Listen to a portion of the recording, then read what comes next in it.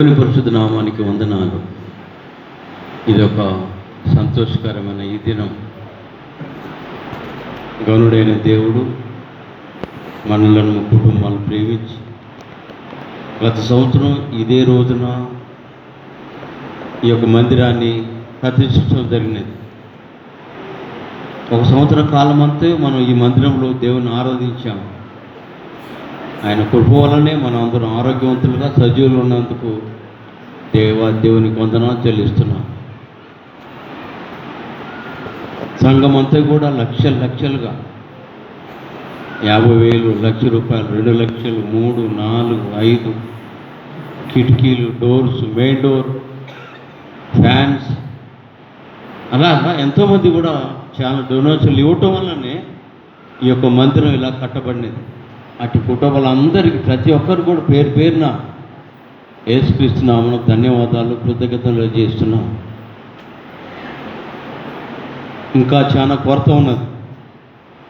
Towers కట్టించాలి, మందిరం చుట్టూ కూడా ఇంకా ఫ్లోరింగ్ చేయాలి. మట్టి ఉన్నది, వర్షాకాలం వస్తుంది, ప్రజలు మట్టి కాదులు లోనకు వస్తారు.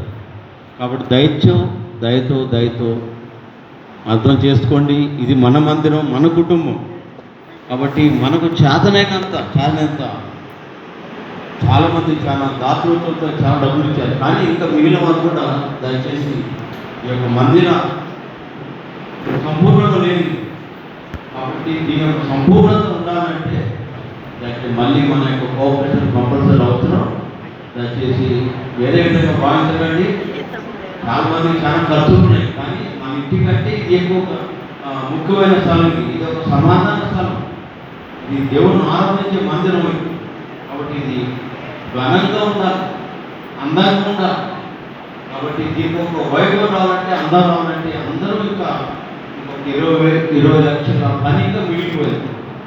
టవర్స్ వచ్చేసి 10 లక్షలు, టవర్స్ 8 నుంచి 10 లక్షలు టవర్స్ అవుతాను. అలాగనే ఫ్రంట్ పోర్షన్ మాత్రం కార్పెట్ వేయించాం.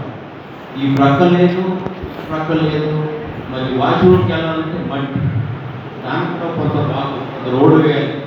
మెయిన్ రోడ్ ఉండాలి. మనం అక్కడ మందిరం రావాలంటే మట్టి నుంచి వస్తున్నాం.